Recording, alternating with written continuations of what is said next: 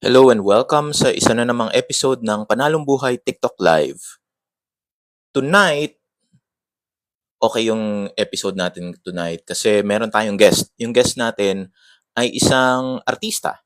So, ngayon aalamin natin kung paano ba maging artista, paano makakuha ng mga project, paano, paano ba magsimula, and also, um, magkano ba kinikita ng isang artista.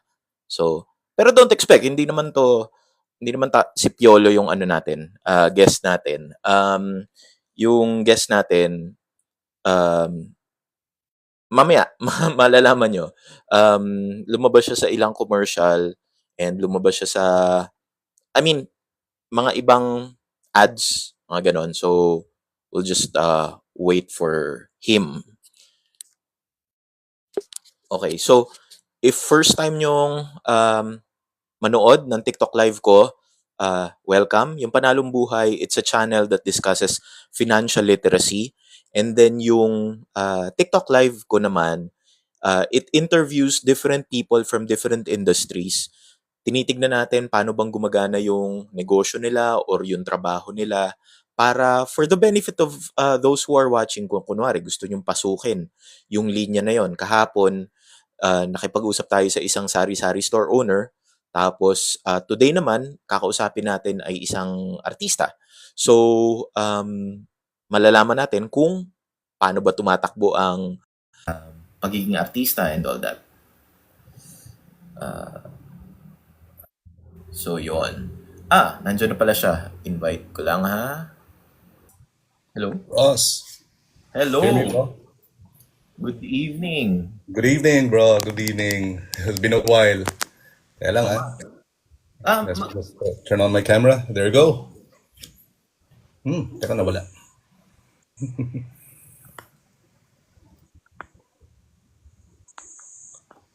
Yes. Yeah, there you go. Yun! Alright. Kumusta? Kumusta, Ross? Okay lang. Ikaw, kumusta? Maulan ba dyan? Oh, yeah. Yeah, maulan dito sa amin sa South. Dito sa Parañaque ngayon where I live. So, yeah, maulan. Been raining since, I would say, the last 4 or 5 hours, perhaps. Mga ganun. Kanina pa nag-uulan, pre. Dito sa Quezon City, medyo tumila na eh. So Oh, good. baka That's good. iba-iba na rin. Alright. So, hello, Loy. Yeah. Anong gusto mo itawag sa'yo? Loy? DJ Loy? Ano mo ngayon? As always, bro, I've been Loy for how long? For almost, no, not almost, more than 2 decades now. Simula nung naging magkatrabaho tayo, Loy na pangalan ko noon, pre. Since then, Okay. I just carried it. And yun yung inaano mo, even now as an actor, Loy ka pa rin. Yeah. Yun na yung ginamit ko na parang screen name ko. Yun na. Okay, alright. Sige, so, intro lang ulit, just for everyone's benefit. We are interviewing Loy. He's an actor. And we're going to talk about, we're going to ask, paano ba siya nagsimula, ano yung background niya, paano kung kunwari nanonood kayo at gusto nyong pumasok sa industry, ano yung steps na pwede nyong gawin para makapasok kayo. And maybe some things about being an actor na para lang maliwanagan kayo and you would know kung ano ba yung pinapasok nyo. Gusto nyo ba talagang ituloy or subukan or hindi or whatever. So Yeah. yun. And then first and foremost, Ross, thank you very much for inviting me. Very, very quick invite, and I'm very much wanting to actually give this opportunity, to grab this opportunity, rather, and of course, para maano rin, makapag-share din tayo sa mga viewers natin. Lalo na, I support your advocacy, Panalong Buhay. Doon pa lang talagang for supporting everyone eh. So, congratulations pala sa'yo sa ano natin na to, pre. Sa Thank you, podcast, thank if you may call it that way. Yeah. Medyo nagiging podcast na nga siya actually. It really started just kwentuhan lang ng mga kakilala ko. And Oo. then pero nagiging podcast na siya because it helps other people who are interested in the topics that we're talking about eh. Yeah. So, Yeah. yun. So maybe we could start with just a quick introduction. So you're an actor. Matagal ka na ba sa industry? Saan ka? Ano na yung mga nilabasan mo na na mga shows or actors? Well, If you're going to be asking, well, to answer your question kung matagal na ako sa industry, I have had the opportunity to be in the industry before, mga 2001. Yan. Tagal na, di ba? So, 2001, pa extra talent sa Maalaala Mo Kaya, sa Recuerdo de Amor, kung meron pa sa mga audience natin ang nakakaalala ng Recuerdo de Amor. I had this one scene, ka-eksena ko sila, if I'm not mistaken, was that Pinky De Leon and Sylvia Sanchez was in the scene. So, pag nakita mo yung video na yun, pre, I'm going to send you that later, yung video na yun. Hindi mo akalain ako dahil wala pa akong goatee, Kimpi De Leon hair. payat, payat na payat, pre. I mean, payat. So, so yun. Then life happened, ano. So I had to focus on building my very young family back then. Okay. So I had to stop for like what? I would say 2 decades din ako nawala sa industriya. Kaya nga, yun yung naging magkatrabaho tayo dati sa BPO. Yan yun. Right. So, naging OFW din ako, naging for a few years, 7 years to be exact. Naging OFW ako, Brunei and Qatar. Tapos, ito lang yung Ross yung nangyari. Anywhere I go, there's this opportunity na lumalapit na ibalik ako sa industriya ng entertainment, the performing arts, right? So, sa Brunei nagkaroon ng pagkakataon, hindi lang natuloy. Nung nasa Qatar ako, na-cast din ako sa isang casting agency that got me for like 3 or 4 projects, one that I led. I was the lead, and ano yun, international na yun. So sabi ko, is this a sign, Lord, na kahit saan ako magpunta, doon ako dinadala? So I went back here sa Pinas and nagkaroon uli ng mga pagkakataon. Naging voice actor ako for a Tagalized version ng isang Korean novela na sikat.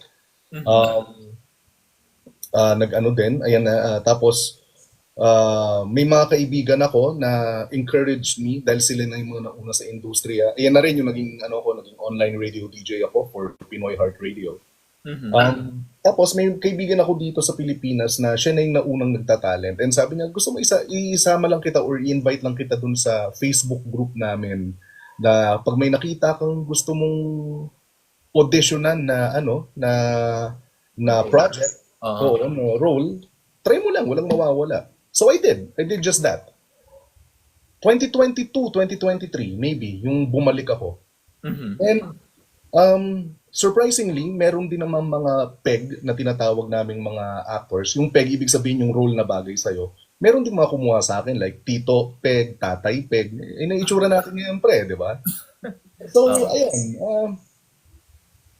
ayun, doon na nagsimula. Up until now, naging active na tayo. Yun na. Alright.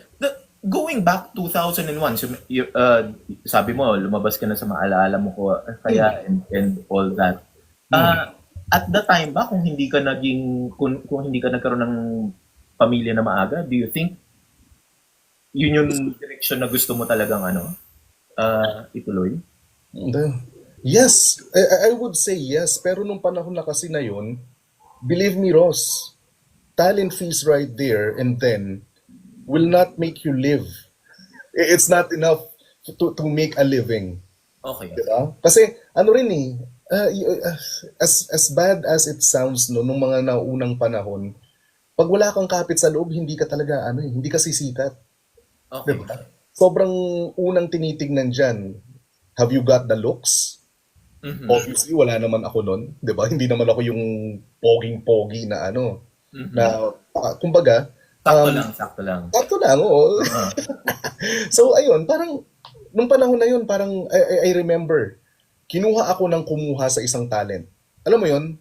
So, naalala ko yung one-liner scene ko nun, that the talent fee was 1,500 pesos. Okay. That's 20 years ago. So 1.5 malaki na 'yan, 'di ba? Noong time na 'yon, Noong time na 'yon, oo. Pero nakarating sa akin 500 lang. Ganun. Mga Kasi komisyon. may downline ka eh. Oo. Oo. Kinuha ka lang na may kinuha eh. Parang ganon. Tapos parang may cut sila. Is that a standard practice? Before that was the standard practice. Yung tipong hindi ka dadaan sa isang sa isang talent management agency, yes, ganun ang standard na parang kailangan lang namin ng ganito. Kailangan lang namin ng ganito. O sige, si Loy, pwede, mukhang pwede. O sige, direct, pwede ba to? Okay, mukhang pwede yan. Dala ba niyan wardrobe? Ganyan, ganyan. Sige, sige, bigyan ng linya. Ayun. Then after nun, they will pay you, hindi nga actually diretso sa akin eh. Siyempre, dadaan muna yon dun sa unang pinagkunan. Oo. Then, dumaan dun sa kumuha sa akin. Then, sa akin na. So talagang, hindi ko nahawakan yung 1.5. 500 lang talaga nahawakan ko. That was before. May tax na mga iba, may SOP. Ano? Pero that as I've mentioned, Ross, that was before, and I really do hope na hindi na ganun yung sistema. Mamaya, Kawawa ang talent talaga pag ganun yung panunood. I sistema. mean, I'll ask you about yung experiences mo about yung projects right now. Pero going back to sa before, is this something that, alam mo yun, bata ka pa lang, iniisip mo na, gusto kong mag-artista, nag-theater ka ba, nag-club ka ba nung school na, alam mo yun, that exposed you to that kind of, Yeah. acting, ganun? Yeah, as far as I can remember, I joined elementary school plays. Nung high school ako, nag-stage play din ako, nag-theater actor ako. College, sinubukan ko pero I focused more on studying at that time.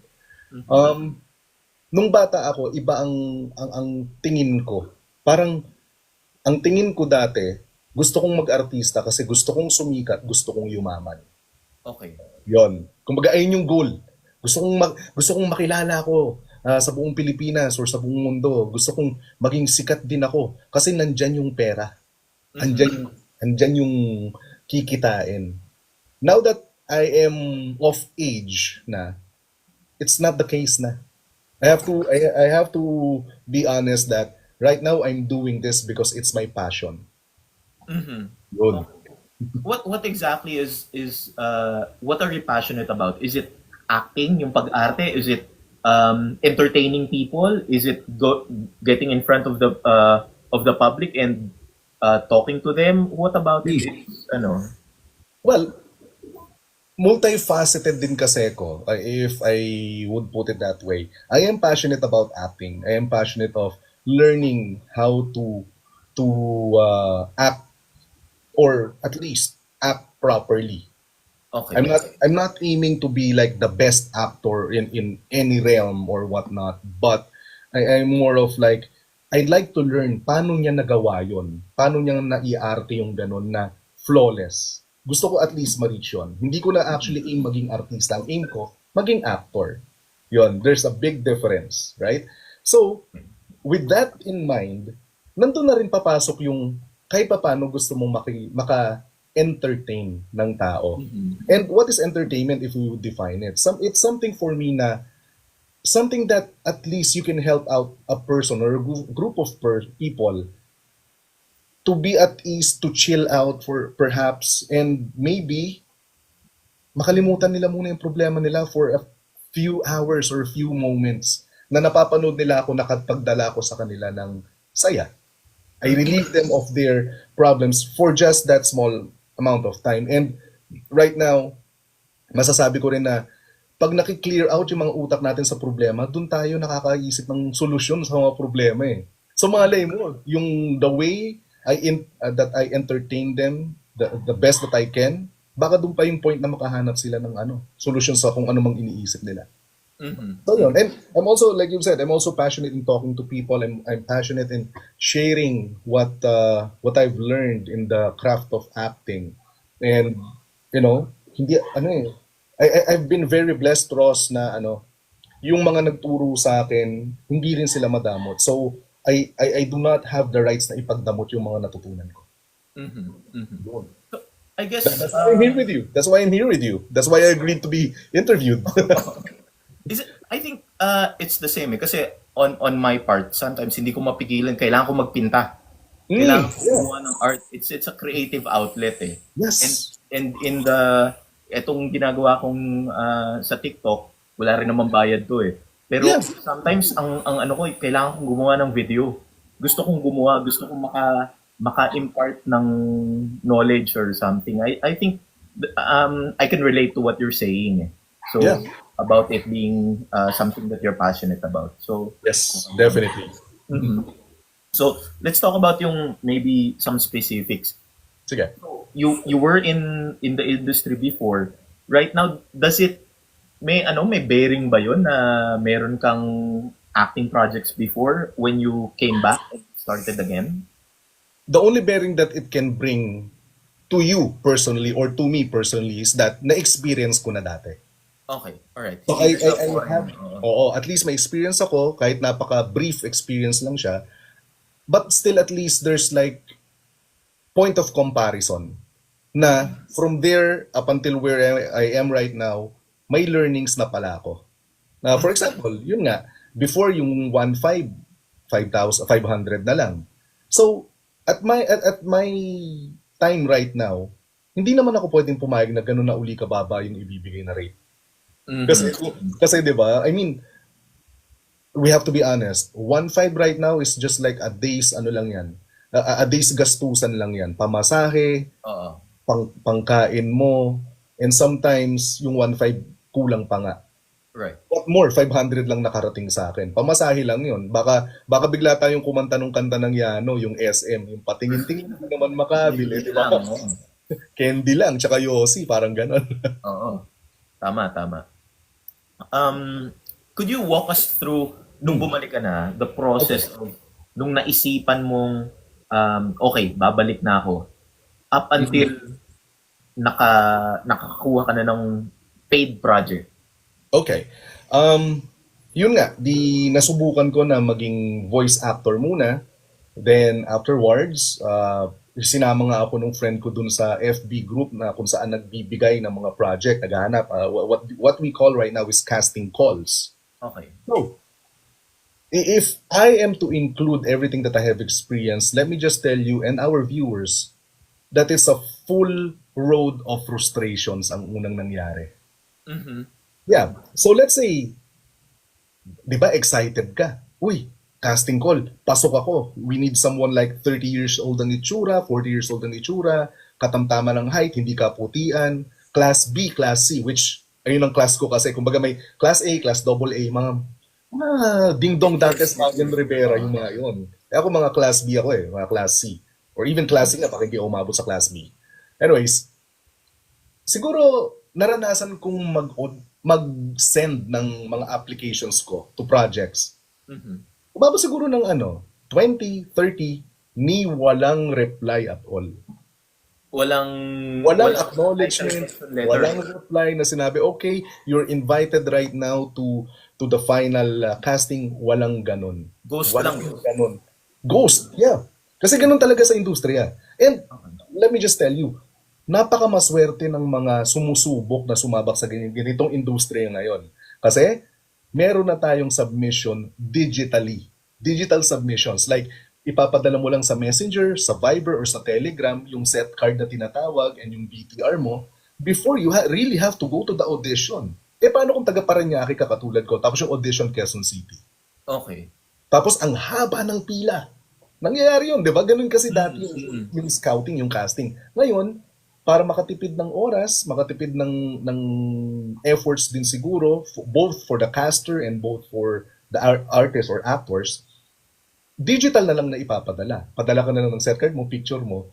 Pag nagustuhan ka ng client or ng casting agent, then they would message you back. Okay. Right?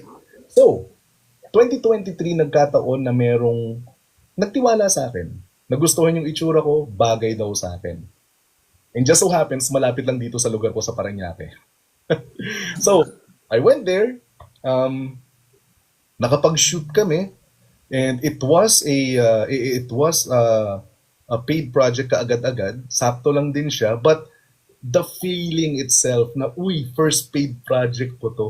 Nice. Diba? Ang saya ng pakiramdam. And, syempre, doon ko na rin ginamit yung talent natin sa pagiging maboka. Yung mga tipong, I really enjoyed po working with you. Sana po makaulit. Mga ganun. Totoo naman yun di ba? You're building connections at that time. And that's what I did.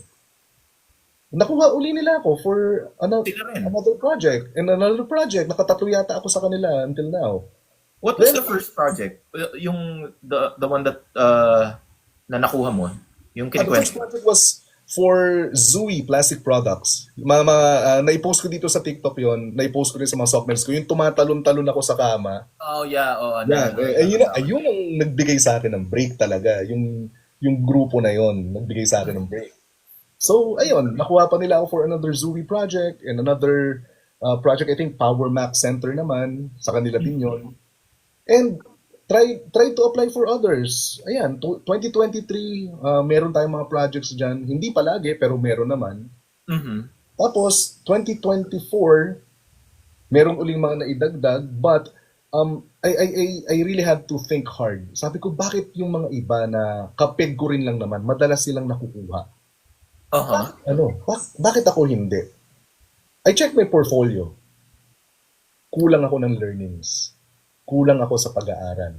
That's when I actually had the guts and decided, kailangan kong mag-workshop. Kailangan kong mag-acting workshop kasi tuloy-tuloy tayo na kailangan nag-aaral at hinahasa natin yung lagari natin, yung skills natin. Kasi yun lang ang pwede ko i-offer eh. Sabi ko nga, bearing.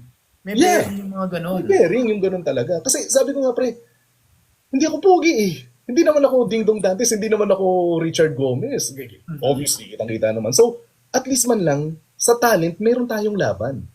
Okay. So, 2024, nakapag-ipon ako ng konti, umattend ako ng Energy Acting Workshop ni Miss Maludi Guzman. You know Miss Maludi Guzman, sa mga viewers natin.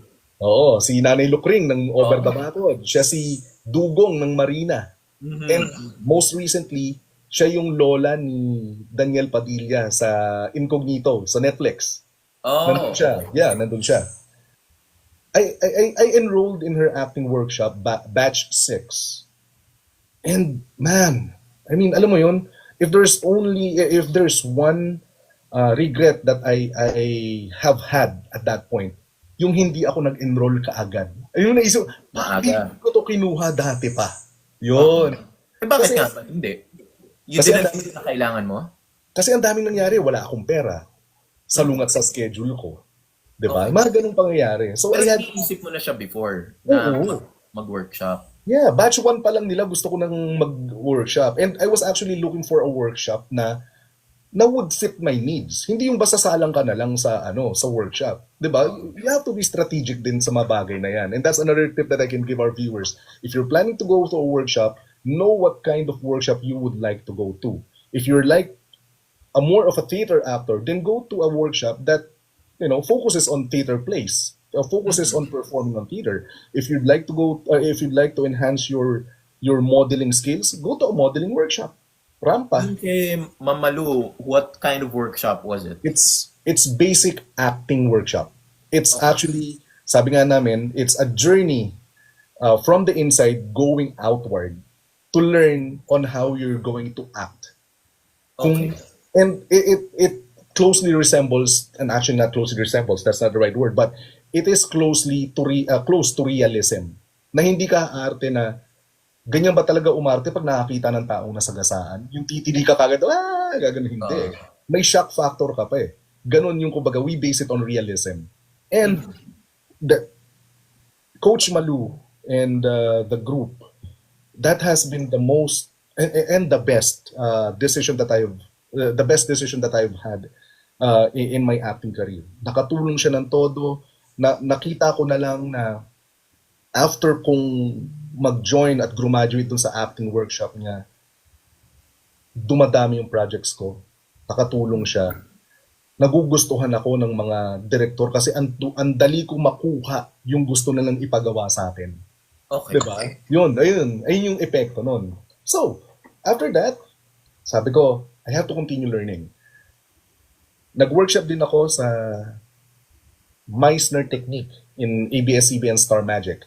Meissner Technique is a technique in acting na more focusing naman sa respect na ibibigay mo, respect and energy na ibibigay mo sa scene partner mo. And you would actually gather the reactions of your scene partner and be observant about it and be truthful on what you feel about that reaction. So you can return the reaction properly then. Ganyan. So is it similar to improv or It's is it part of Something it? like that, yeah. Most of our exercises were improv, but definitely meron din mga following kami ng mga scripts na susundan. It's just more of like, put it this way, Rosh. Yung basic acting workshop, which is an eye-opener for me, because that's the first, yung workshop ni Coach Malu, that was the first acting workshop I attended as an adult, Mhm. right? So, that was just like for me, yung kumuha ka ng basic or the basic 4-year course ng medicine. Parang nagdoktor ka. Uh-huh. Tapos pag kumukuha ka na ng iba-ibang technique, ng Meissner, ng ano pa ba yung ibang technique? I forgot the other techniques. Pero that's just like taking another step and knowing what you would really like to be. Kung gusto mo bang, kung sa field of medicine, kung gusto mo bang maging pediatrician, gusto mo bang maging gynecologist, yun, pinipili ka na ng, Specialization. oo, yung specialty mo. After nun, ayun, nakatulong pa rin yun habang nag-workshop ako with ABS-CBN, and then that was just this year, April to July, nakakakuha pa rin ako ng mga project, nagagamit ko kagad yung natuturo sa akin, Okay. yung natututunan ko. So, mas mas nagugustuhan ako ng mga ah, casting agents na umaano na yung pangalan ko na si Loy, pwede natin kunin yan. Si Loy ganito, si Loy lapitan natin, baka pwede siya. Gumaganon na, may rinig na ng konti. And again, learning never stops. Nag-ano naman ako, nag one day workshop ako, and this is very recent with Agta Studios. Agta Studios, nag one day workshop ako sa kila Coach Manuel Hinabe. And tinuruan naman kami doon ng yun, basic acting pa din and modeling naman. Properly sitting down as an actor, properly standing and walking. Uh, Acting pa din, yes, nakakapag-exercises din kami ng acting and nakakatuwa yung ano yun, ang dami pa ring learnings. Kumbaga kahit sabihin na natin, tinatanong ako ni Coach Manuel, ano ginagawa mo dito? Nagmamaestro ka na, naggaganyan ka na. Sabi ko, para matuto from you. Ganun lang. Gusto kong matuto kaya ako nandito. So yun. So I And think yeah, I not only in acting, I think it's important for any industry or any field that you're in. Kailangan natututo, nag-aaral ka, no? Acting. exactly. Hindi lang sa acting yan, pre. Miski sa ano, 'di ba? You as an artist, parang pag nakakita ka ng painting ni Van Gogh, you would actually think, paano niya nagawa yung mga brush strokes na yon? Right. And then you Diba? try to apply it. You try to apply it. Ganun din. Kumbaga, I watch actors. Sometimes nga magugulat ka, mga actors na kilala na meron na nagulat ako, may movie pala silang ganito, and I would try to see if I can do that or aaralin ko kung paano niya binitawan yung salitang yun na napaka-flawless. Ganun. Okay. All right. Now, you mentioned that after doing the seminars or workshops, I guess, medyo dumami na yung nagre-reply and nagre-respond sa iyo. Was there anything na so ano yun? Pinalitan mo yung video mo or pinalitan mo yung or is it just dahil nakalista sa credentials or is it because nakapag-network ka? Alin dun yung sa tingin mo nakatulong kung bakit dumadami?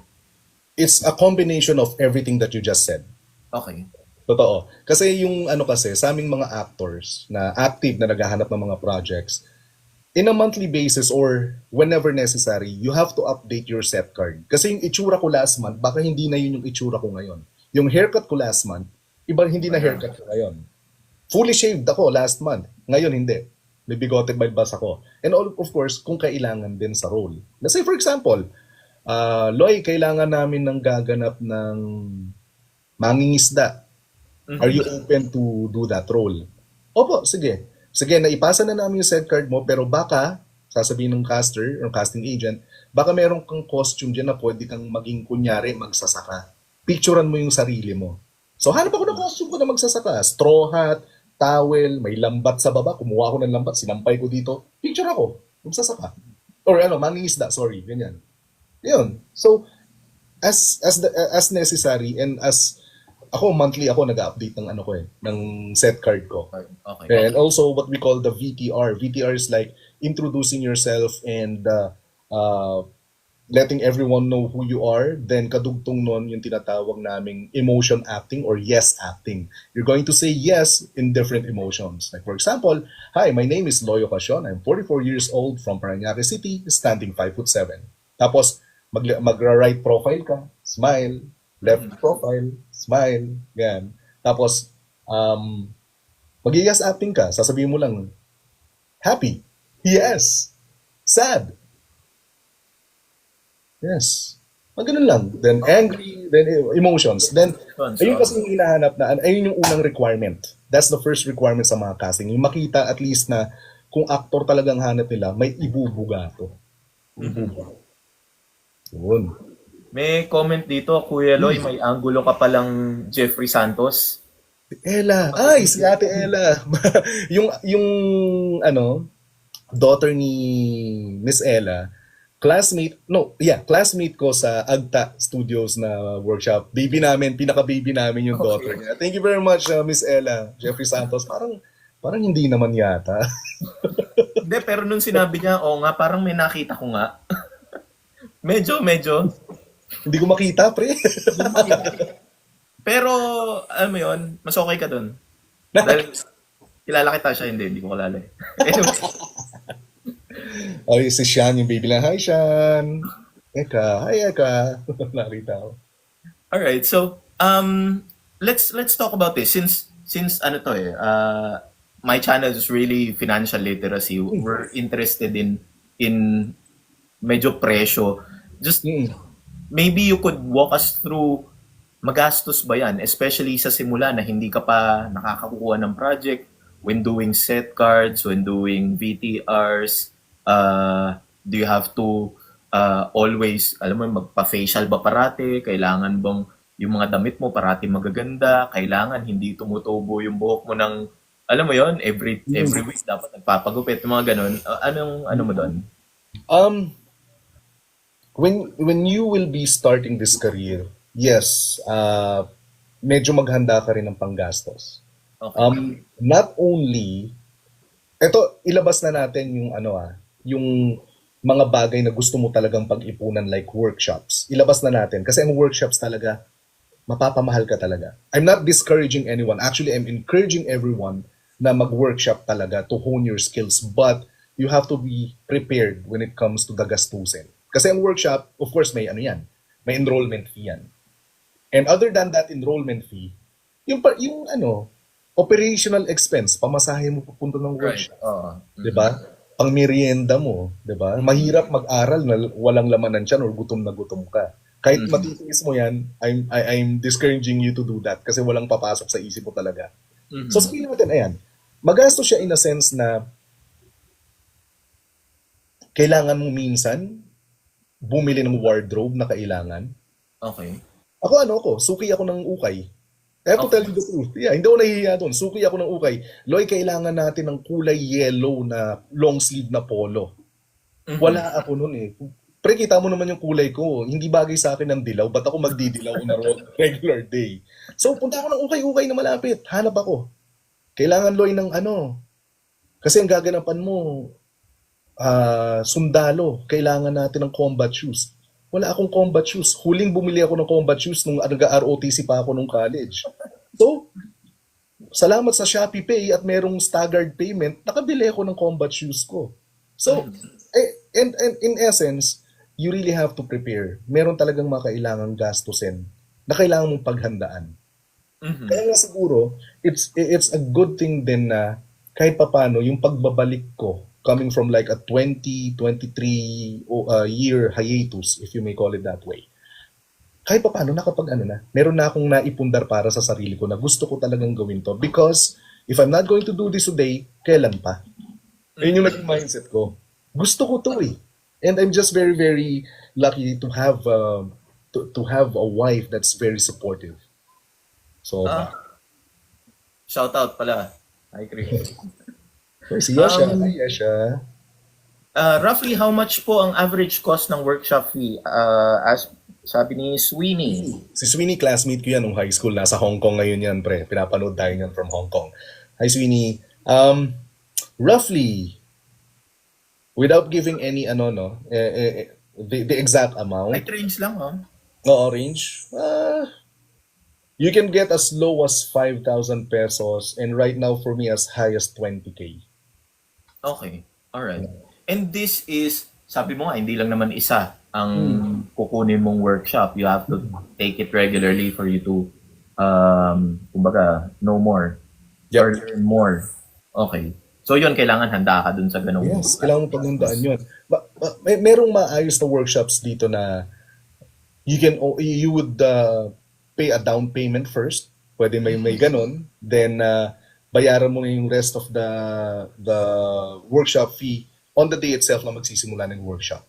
May mga ganun eh. And those workshops are, how many days are those? The shortest that I have is just like 1 full days. Parang 9 in the morning until 7 in the evening. Tapos, I had workshops na 4 days, yung kay Miss Malu de Guzman. Those are 2 Saturdays and 2 Sundays. I have had you with Meissner. That was like 12 Saturdays naman. Yun. Okay. Naalala ko before, I think ang mga set card nun kailangan sa professional studio pa, kailangan may photographer na kukuha, and kasi wala pa naman mga cellphone nun eh. Ngayon ba okay lang na iPhone lang ang gamitin, Yeah. kapatid mo lang ang pakuhanin mo, tapos okay na yon. Yes, photographer ko, wife ko. Yeah, basta you just have to have like a good background, a light background, you have good lighting, then malinaw naman yung phone mo, make sure na punasan mo yung lens ng phone mo bago ka mag-take ng picture. And yun, pwede na yun. Yung kung gusto mo naman magpakuha sa professional photographer, so photo studios, wala rin namang problema. But again, that's an additional cost for you. Kasi hindi naman magbabayad doon yung casting agency or whatnot. However, again, looking into workshops like Agta workshop, Agta Studios workshop, at the end of the workshop, kasama sa package nila yung gagawa nila kami ng set card namin and VTR. So, di ba? Kasama doon sa binayaran mo. So, that's a win-win situation for us. May natutunan ka na, tas may materials ka pa na ibibigay sa'yo. So, you can use that sa mga projects na gusto mong auditionan. Plus, ang maganda pa doon ng Agta, kahit pa paano, in-include na nila kami sa namin, sa talent pool nila. Na whenever there's a project and mukhang bagay sa'yo ang project na to, Loy, gusto mo bang i-present kita? You just have to say yes. Sige po, try natin, present natin. Okay, alright.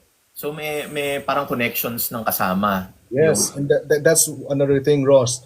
Whenever you make connections, make sure that you get to be humble enough to keep that connection. Pero of course, you have to also know tama ba yung connections na nilalapitan ko. Diba? Meron kasing mga, unfortunately and sadly, meron pa rin mga tao na ang tingin sa'yo is, pagkakakitaan lang. Then after nun, wala nang care sa'yo. I'm just very, very fortunate sa kahit papano sa industriyang to, yung mga namimit kong tao, nakakatrabaho kong tao, nakakasama ko sa workshops, nakakatulong sa akin. I would say God sent lahat eh. Ang aayos sa mga tao. And I think that's another secret din siguro sa career ko ngayon na maging maayos yung mga tao na nakakatrabaho ko. So, hands up. Sobrang ayos ng mga katrabaho ng mga tao. That's good. May comment dito, John Benedict Villanueva, mahirap po umiyak sa isang eksena. Si John Benedict, rin yan. Ko rin sa Agta yan. Benedict, ba't mo pa tinatanong? Magpareho tayo ng workshop. Hindi na pinanggalingan. Pero, totoo ba? Mahirap ba? Question, is that something that you can learn from a workshop? Yeah. Okay. Hindi katulad ng tinuturo namin sa workshop na hindi automatic na pag sinabing umiyak ka, tutulo ang luha mo na parang gripo. Meron ka dapat paghuhugutan. Ayan. May paghuhugutan. May it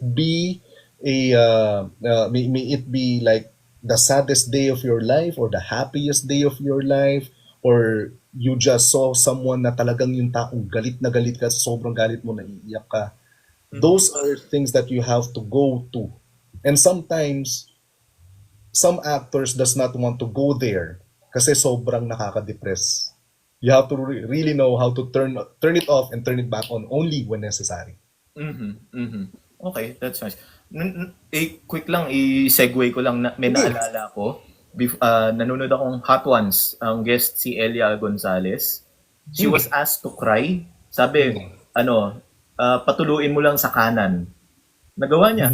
Galing. Yeah. May ganun. May mga ganun tao. Sabi kasi nila ano daw yan eh. Kung tama yung pagkakaalala ko. If it's a cry of grief, a cry of wanting, a cry of because of you're lonely or being sad, sa kanan ang tutulog. If you're going to weep because you're happy, tears of joy, sa kaliwayan. Parang ganun eh. Parang if I'm not mistaken. May ganun yan eh. Galing Nakokontrol Sige, balik tayo sa questions. Do you mind me asking kung how much yung bayad dun sa unang role, yung kay Zooey? Zooey? Mm-hmm. 5K. 5K. Yung 5K na yan, nakarating sa'yo, 5K. Oo. Wala na, hindi katulad before na may Nagkaltas-kaltas pa? dinadaanan. Oo, kasi ganito ngayon ang kalakaran. Since pinopost nila to sa social media, at alam mo naman dito sa social media natin, pwede mo kagad i-screenshot.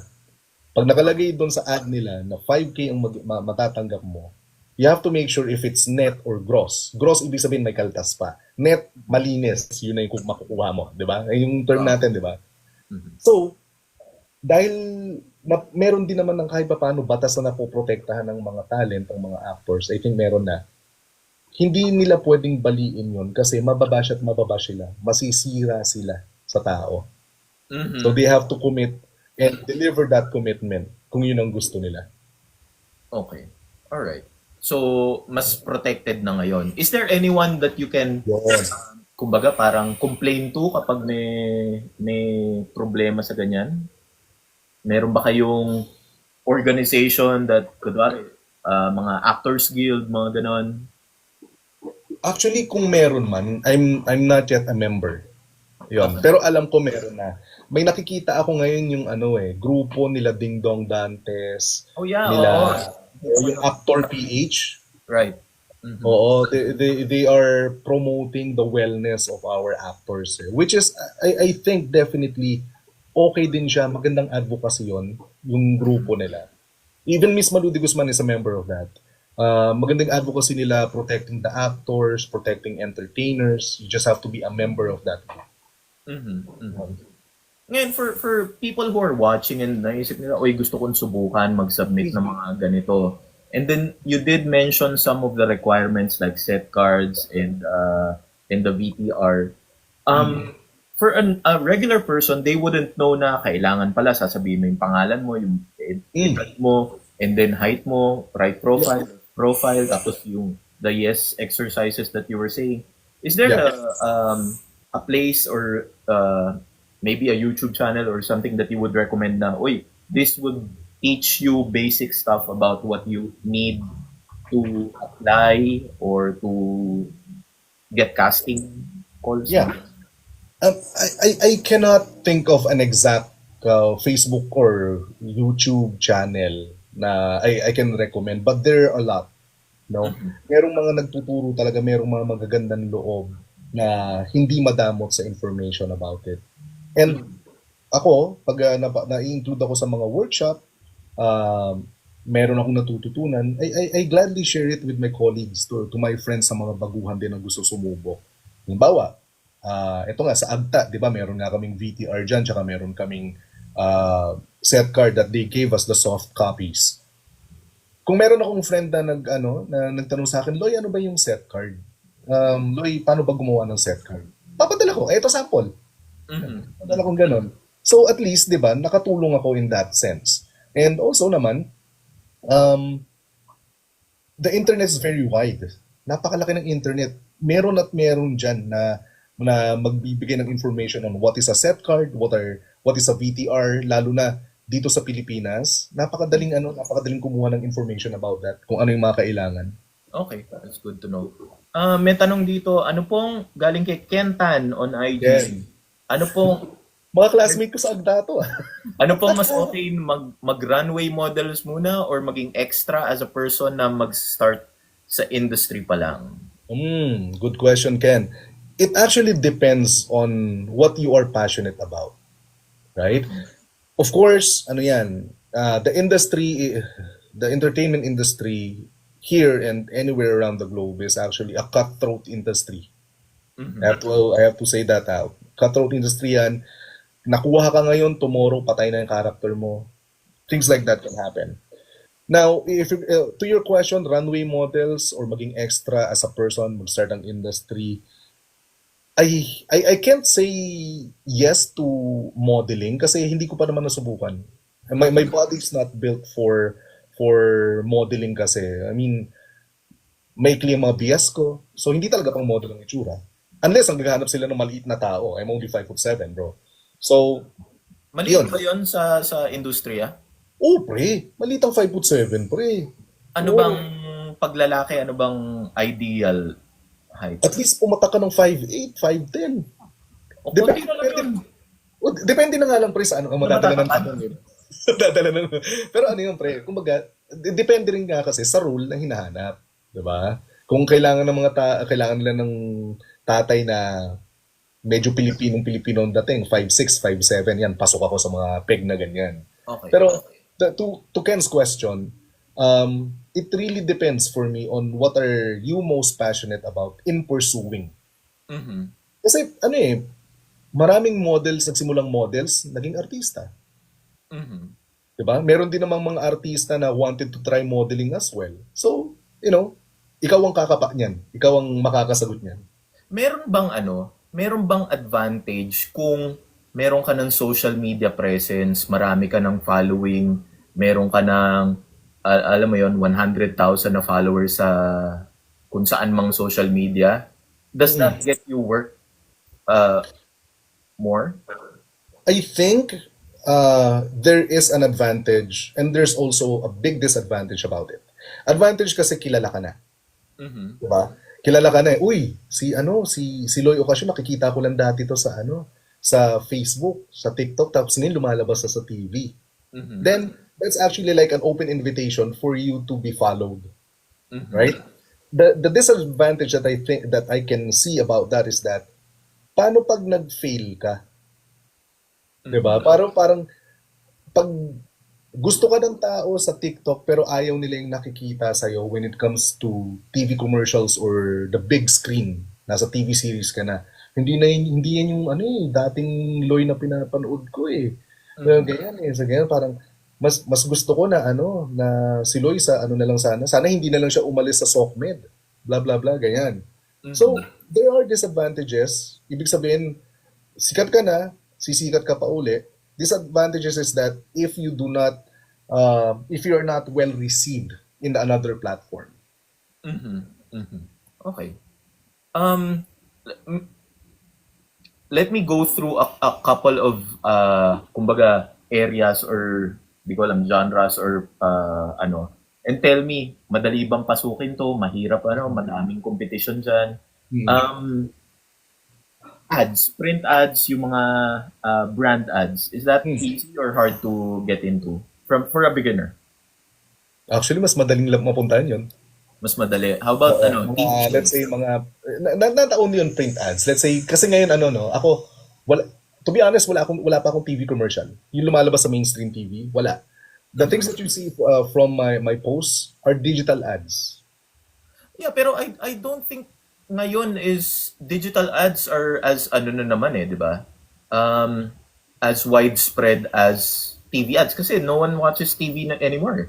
Yun nga, 'di ba? So mas marami ng reach ang ngayon, ang digital ad ngayon. You have digital ads on TikTok, Facebook, IG, X, Twitter. Nandyan ang digital ads. So, with that being said though, mas madali siyang charge to my experience, once na penetrate mo na, medyo mas madali ka nang makakapasok. Right? For example, meron na akong ginanapan nga, ayun, katulad sa Zooey Plastic Products, nakita na yung profile ko na tatay looks ako, father look ako. So, nung nag-apply ako dun sa isang fast food chain na digital ad, nakuha ako. Yung sa isang pharmaceutical company or pharmacy company na digital ad, nakuha uli ako as a father. Parang the shootings was just like 3 weeks apart. Then parehong nilabas nung Father's Day. So biglang nakita ako ng lahat, pati mga friends ko, uloy, sikat ka na, ganyan. Sabi ko, hindi, akala nyo lang, ano yan. Kasabay lang. Oo, nagkasabay lang na nilabas yan, pero matagal lang na-shoot yung mga yan. Ganon. How about TV shows? Is it easy or hard to get into that? TV shows, depende. Medyo mas, para sa akin, medyo mas mahirap kasi hindi pa rin ako nakukuha sa mga TV shows, right? Either dapat meron kang contact sa loob na magpapasok sa'yo or talagang nagustuhan yung itsura mo na bagay ka para dun sa role. Okay. May ganun kasi. May ganun.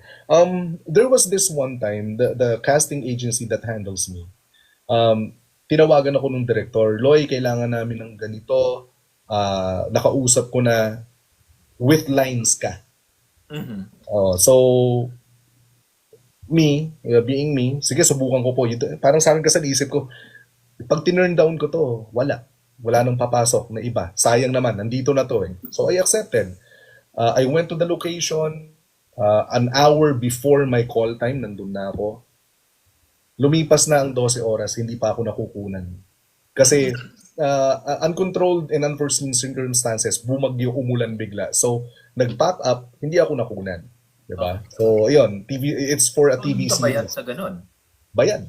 Bayad naman. Okay. Bayad naman, which is good naman. Kasi talagang nag-effort naman eh. Nakita naman ng tao na nandun ako eh. Diba? Nakita, nagre-report ako dun sa unit namin na direct, nandito na po ako sa location, ganyan. Yung nag-handle naman sa akin, sila direct, alagang-alaga rin naman ako. They check on me every now and then. Uloy, okay ka ba dyan? Nakakain ka na ba? Ganyan sila. So, that is something that's also good. Pag meron ka na at least kakilala na yung grupo na yon, sila yung nagsusupply ngayon ng mga talents for ABS, GMA, ganyan. How about movies? Is it difficult or hard or easy to get into movies? I think same with mga TV shows. Medyo mas wider lang talaga and mas ma-effort or at some point pareho din eh ang mga movies. I haven't been to a mainstream movie yet na nakast ako. However, I'm actually in the 4th student film that I got cast. And we're about to finish the film na. Kaya pansin mo ng bibigote ko kasi kailangan, ito kasama sa role ko to eh.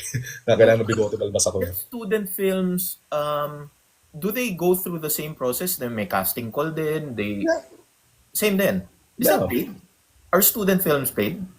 Yes. It's a real gig. Yeah, it is a gig. It is a paid gig. Ganito yan. Mostly, ang mga student films, mga estudyante ng AB Communications, Communication Arts, Mass Communication, mga ganyan, nakasama sa curriculum nila yung paggawa ng student film. Mga 20-minute short film, 15-minute short film, mga ganyan. Okay. So, they give us the opportunity of auditioning, having like an online, parang ganito, mag-online eksena tayo. Ganyan, magsasagutan tayo according to the script na papadala nila. So, they would gauge kung match ka ba dun sa ibang co-actors mo, bagay ka ba dun sa role, things like that.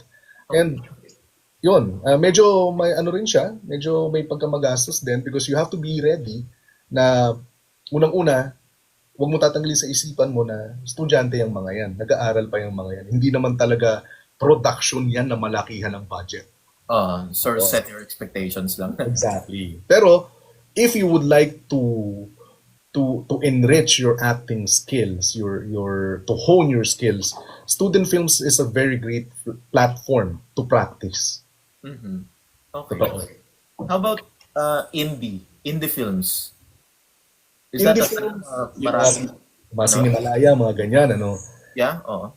Medyo medyo madugo din ang pag-audition sa Sinimalaya. I mean, because of the number of people or mahirap yung standards nila? Number of people, standards nila, kasi talaga naman kukuha ka ng artistang mag-a-act para sa role na gusto mo. Parang kung director ka or casting director ka, or ako, I would really think na gusto kong makita yung katauhan, kabuuhan ng pagkatao ng isang aktor na parang ang nangyari, kukunin ko siya kasi parang it's as if sinulat yung role para sa kanya. Yung bagay na bagay sa kanya. Ganun yung dating. And yung hindi lang ako nitong Sinimalayang nakaraan. Some of my friends actually went to audition. Nagulat ako yung mga pinapadala ng picture. Jackie Lu Blanco was sitting amongst the crowd auditioning. Jackie Lu Blanco na yun. I mean, Talaga? They go through... you would actually expect na pag dumating si Jackie Lu Blanco or any other actor or actress, di diretso i-accept nila. Di ba? Hindi. Hindi ganun. Miss Jackie Lu Blanco was so humble that she sat down in line with other actors and actresses auditioning. Di ba? Imagine mo yun, di ba? Doon yung na parang, it's giving you that feeling na, yeah, baka dapat subukan ko rin para ma-experience ko to. Kasi sila may chance eh. Sila pumila eh. Di, sino ako para hindi pumila? Pipila din ako next time. Parang ganon. Ibig sabihin, kahit sikat ka na, hindi pa rin sigurado na makukuha ka sa isang role. Yes. Yes. Okay. Eh paano kung yung role na yun hindi naman bagay sa'yo? Kahit sikat ka, if the shoe doesn't fit, wala. Okay. Alright. How about plays? Do plays, maganda bang makapasok dyan? Mahirap o... Stage plays.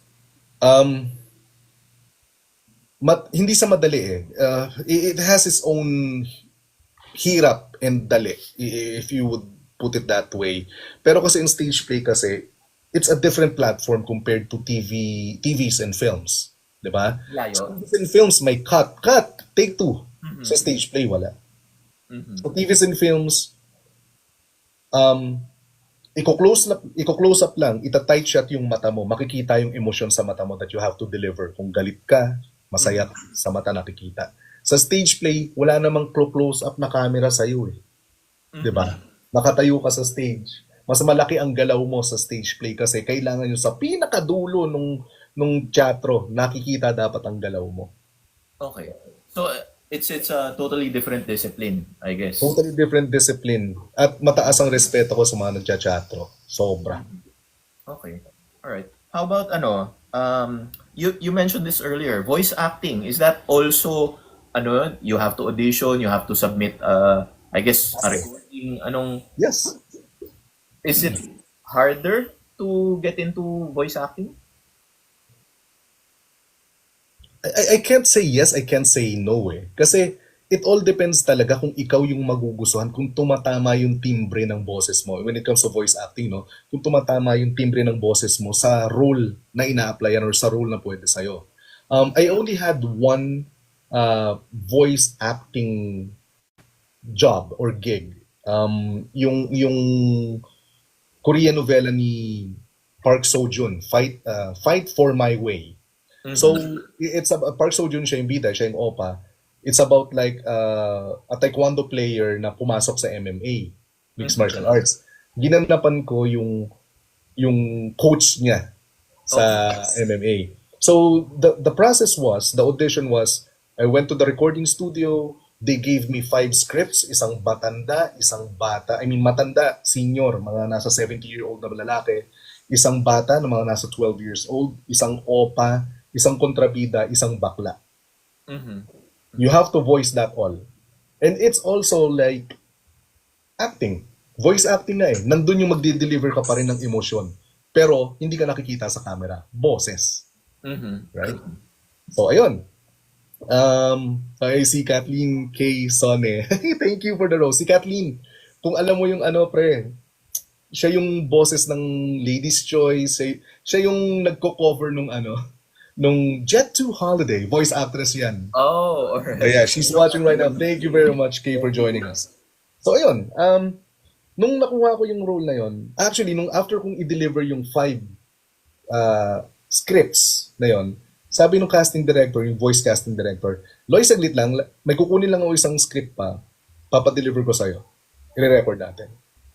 Nung deliver ko na yon, yun na pala yung linya nung role na gusto nilang ibigay sa akin. And bumalik siya sa akin, may dala ng kontrata na this is your rate, intern ka pa lang, voice acting intern ka pa lang, this is your rate, ito yung makukuha mo sa amin, i-workshop ka namin bago ka sumalang sa recording booth. So, kahit hindi ganun kalaki yung nakuha ko, yung maturuan ka lang ng mga expert, tapos napapractice mo kagad, na ina-apply mo kagad, ang saya nun. That's what I was actually holding on to before. So, excuse me. So, ayun. Natapos namin. Unfortunately, after that, pandemic struck. So wala na, hindi na nasundan. Okay. Alright. Um, what does it take para maging successful in acting? Aside from you mentioned earlier that you have to keep learning, is there any other tips that you can share na para maging successful ka sa ganyan linya? Siguro ang pinakamahalaga para sa akin, unang-una, discipline.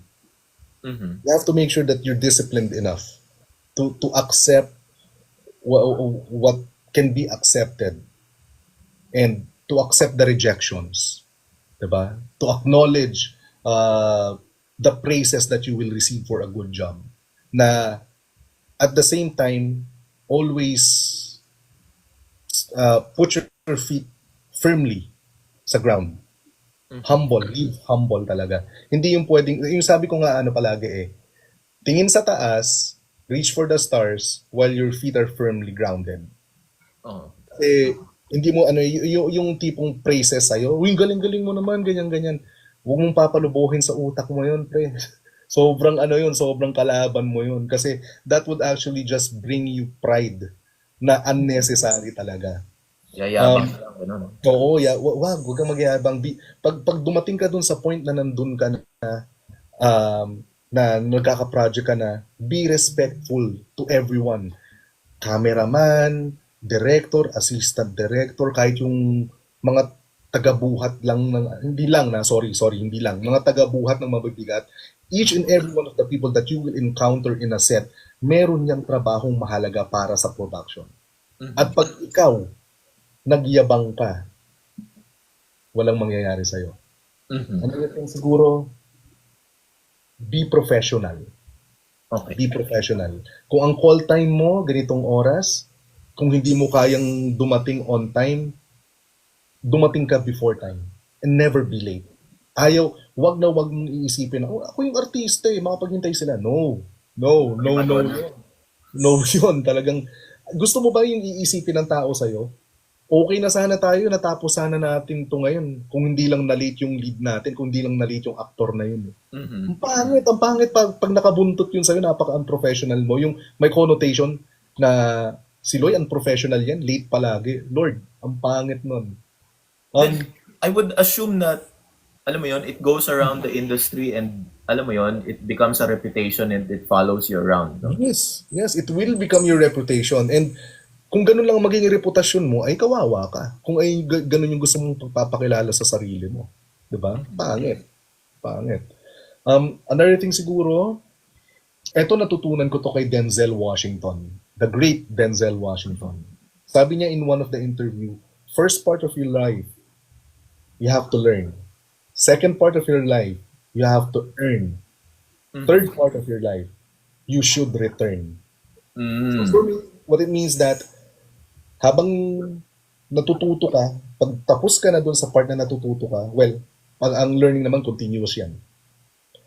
Siguraduhin mo yung natutunan mo na apply mo, kahit pa paano may bumabalik sa'yo. Kasi kailangan mo, reality check, kailangan mo mabuhay kailangan mo may panggastos ka. At pag dumating na yung point na sustainable na yung kita mo, return to the community.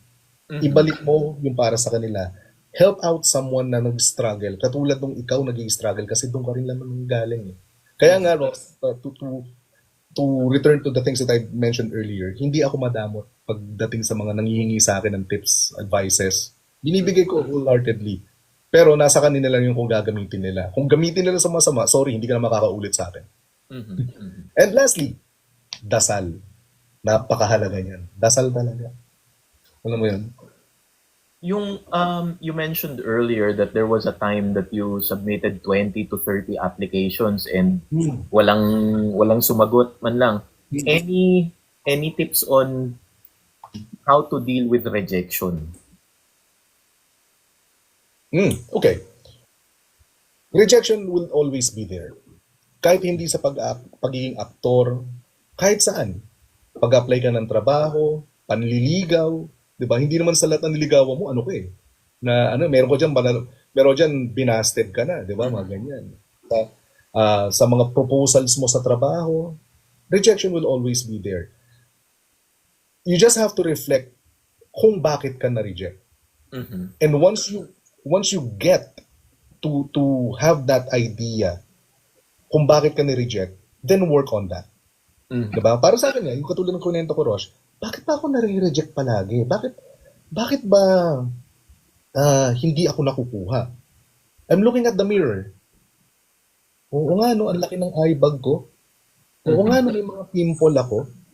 Diba? Kung nag-a-apply ka sa TV commercial model, nag-a-apply ka sa digital ad commercial model, may mga pimple ka, Mhm. that will not work. So, Right. so I changed my routine. Bumili ako ng facial wash na anti-acne. Bumili ako ng mga cream under my eyes. Doon na yung sinasabi ko mga particulars sa kailangan mong gumastos kahit papaano. Right. Tapos, I had to sleep, in an amount of time na nakatulong ng maayos. Kumbaga, sabi nga nila, beauty sleep. Mhm. Of course, inaral ko rin. Kailangan kong matutunan yung ins and outs of the industry. Kailangan kong i-upskill pa yung sarili ko. So yun, if you were going to be handling rejection, to your question, handle it with grace. Hindi yung tipong pag na-reject ka, bigla ka na lang step back, uupo sa sulok, iiyak. That will not do you good. Mhm. Diba? Accept it as a challenge. Uy, hindi ako nakuha ngayon. On to the next one. Ganun kagad. And it's never personal din naman, I think. Oh yes, it's never personal. It's never personal.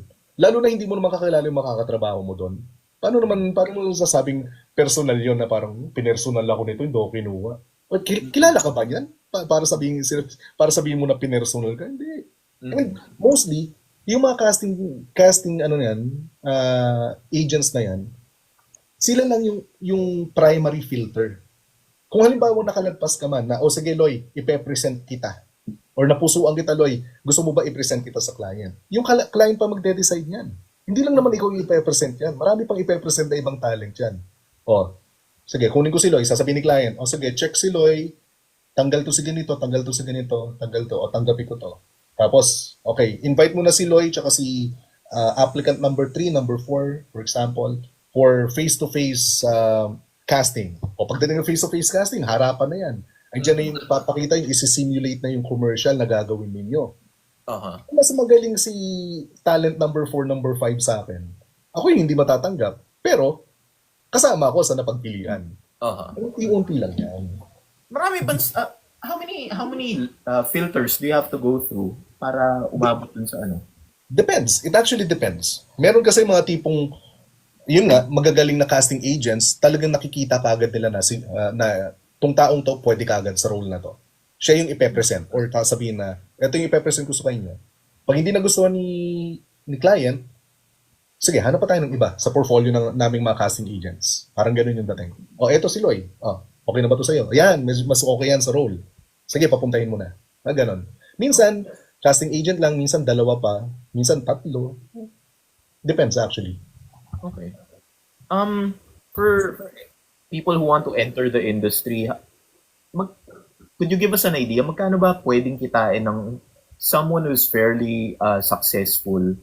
I guess kung regular na yung projects na, not necessarily Coco Martin or Piolo Pascual or Ann Curtis, Marian Rivera. Million na yan eh. Hindi lang naman sila yung successful eh. You can be successful actor without being a big name. Tama ba? Tama naman. And it would only define, or it would actually be answered on how you define success. Para sa iyo ba yung success yung nakalabas ka ng ilang pelikula? Yung success ba sa iyo is defined on how much money you're earning through your long career? Or success ba sa iyo yung nakatulong ka na umangat yung level ng buhay ng ibang actors dahil nabigyan mo ng tip, nabigyan mo na kung paano umarte na turuan mo. Right? If we are talking about the monetary side of it, right. Yan. Hindi ko pa kasi nararating, Rosh eh. So I can't actually say, no? Hindi ko pa nararating yung point na masasabi kong successful ako. Pero siguro pag yung kumikita ka na ng kada project ay nasa 6 digit or 5 digits na ang kinikita mo neto kada project. And that's is that normal? Do people really achieve that much talent fee? Yeah. Normal 'yon. anong level would you say would have a 50,000 talent fee? Sinong artista ang baka ganun? Or eh, hindi ba sinasabi yun? Mga, hindi ko pwedeng sabihin eh. Hindi ano yun. Parang masyado tayong may ipit sa parang makukot tayo eh. Kung sabi nito, ganito, ganyan. Pero what I can tell you though is that if you have built the portfolio already and you have the experience already, you have that charisma and also you have that, I would say that, that thing, that magic, na pag nakita ka na, this dude is worth 50,000 pesos. May mga ganon. Okay. May Alright. ganon talaga. Oo. Okay. Alright. Pero kaya naman. It doesn't have to be a lead. Pwede nga naman yun. Kaibigan ng supporting. Yeah, support roles. Yes. Oo. Oo. Mga tatay, magulang ng bida. Yeah, definitely. Oo. Hindi ano yun, it's all possible talaga pagdating sa mga ganito. And, you know, actors actually, on the set, lives a, I would call that, a fantasy life. Diba? It lives, though it's based on reality, or some of it, at least, is based on reality, we live on a fantasy role. I'm a fantasy tatay. This is my fantasy wife on set. Diba? So, sa apat na nagawa ko, or actually tatlo na nagawa kong, or four, including this short film na ginagawa ko with another university. Parang nakakatatlong on-screen wife na ako. Tatlong on-screen family na. Or apat na on-screen family, including the commercials that I've done. So parang, yeah, it's all in the day's work, sabi nga nila. Okay. You mentioned before that on a different interview that you have a full-time job, right? Yes. Is your goal to have acting work na regularly for you to, alam mo yun, leave the full-time job and then focus on acting completely at full-time? You know what? I can't say that it has not crossed my mind. Na magsisinungaling ako sa pag sabi ko, hindi ko naisip yun. Talagang hindi. Naisip ko yun na, parang oo nga, no? Parang okay to na I'm doing the things that I love, na it's away from a corporate job. But the reality is, right now, ayoko pang iwan yung corporate job ko. And tung paggawa ko ng mga student films, paggawa ko ng mga digital ads and commercials, for me, these are side hustles only. Na at least, paglabas ko ng opisina, ng hours of work ko, I'm looking forward to a project na I can actually release all my stress. Again, every day, everything is successful. It doesn't have to always be coming from my line of work. Kahit yung sa tipo, araw-araw na stress lang. Meron ka pa rin, sabi mo nga, artistic outlet. Ang mahalaga yun sa buhay Creative natin. outlet lang, yeah. But yeah, to answer your question, it has crossed my mind to focus mainly on acting as my passion and be having it as my bread and butter. But the truth is, I'm not ready yet to let go of this. So my corporate job is my current bread and butter right now. Acting is for me a side hustle na I'm afraid as well na pag minonetize ko, i-consider ko siya kagad siyang trabaho na baka mawala yung passion ko. Oh, okay. Diba? So may ganun. Oo, may ganun Pag doon na factor kasi. nakasalalay lahat. Oo. Ay, pag nakasalalay doon lahat, you will be pressured na dapat linggo-linggo, araw-araw, iba-iba yung project ko para masustain ko yung lifestyle ko and my family. Ngayon, at least kahit wala akong project, may monthly na sweldo ko kasi nagtatrabaho pa ako. Well, yun.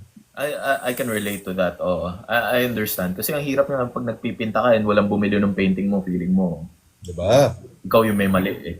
Oh, yeah. Alam mo yun, pressured ka kasi may kailangan bayaran. Exactly. Gets ko yun. Do you have a milestone that your next milestone that you're aiming for, that you want to be in the movies in the next year, or anong mo nun? Next short term or mid-term goal mo?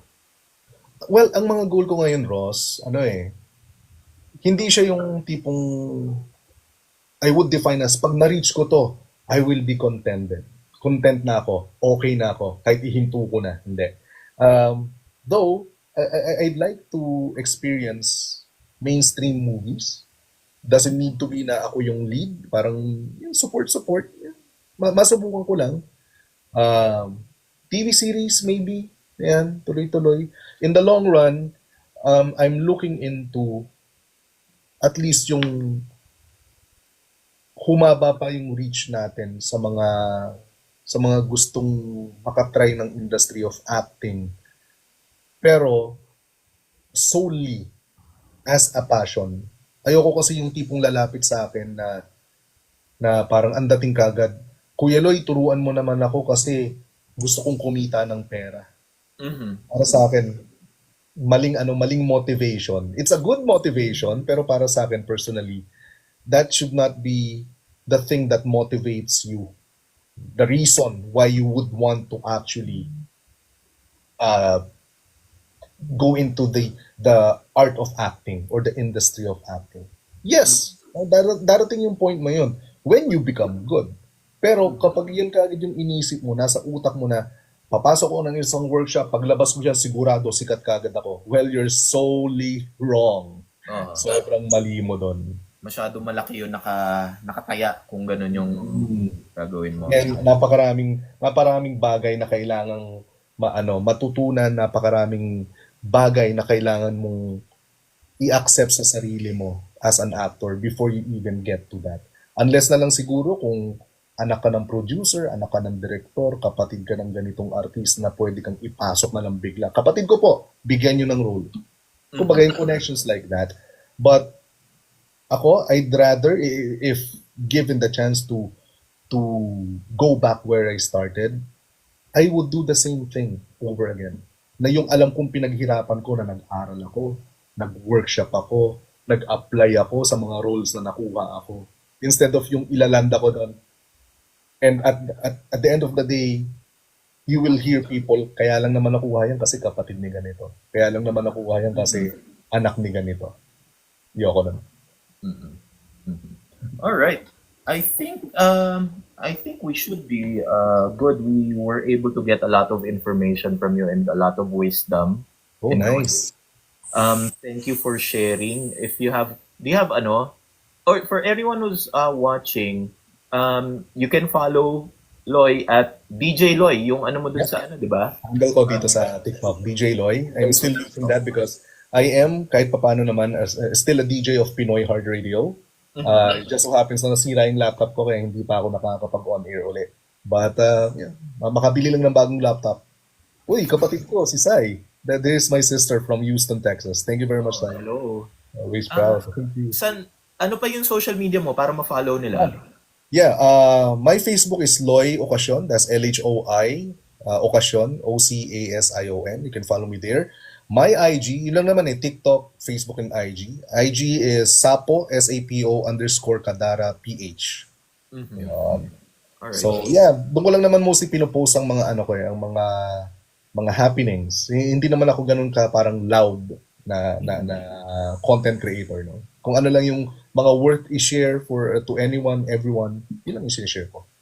Yeah, so if you're interested in watching his journey para makita nyo kung ano pa yung maging projects niya in the future and makita natin maybe makapag-feature film na siya in the next few months, mapapanood natin siya. For anyone who has reached this point na hindi napanood or nasimulan yung buong interview, this interview is going to be uploaded to sa Panalong Buhay YouTube channel. So you can watch it there. I'll also send the link to Loy para ma-share niya rin. Ay, sure, pre. Thank you very much. And again, alam mo yung sabi nga nila, pag biglaan natutuloy, di ba? Parang anong oras ka lang nagsabi sa akin? 5:00 lang kaninang hapon. Di ba? Oo, yeah. I was thinking na baka sana Thursday pa or Wednesday para pero okay naman. And ang lang naman, informal lang naman tayo. So hindi naman. So kwentuhan lang naman. And yeah. And I do hope we get to meet personally. Kasi parang if you're going to count in, more than 15 years na tayong hindi nagkikita personal. Diba? Oo. Tagal na, bro. Tagal na. Pero yeah. I do follow your kasi I think there are a few times na nanonood ako nung iHeart Radio . Or nakinig pala. Oh, wow. Thank you. Yung Thank you. 90s, di ba? 90s music ba yun? Yeah, I do play 90s music, yung mga era natin. Right, right. Okay. So, yun. Thank you, Loy. Thank you sa lahat na nanonood. Follow lang kayo sa amin dalawa and that's it. Yeah. Thank you very much, Ross. Sa mga viewers na nanonood po, sumabaybay ngayong gabi, maraming salamat po. Keep safe at medyo may bagyo na naman yata na parating, sabi nila. Keep safe po, keep dry, keep indoors muna for now. Alright. Sige. Thank you, Ross. Yeah, bye. See ya.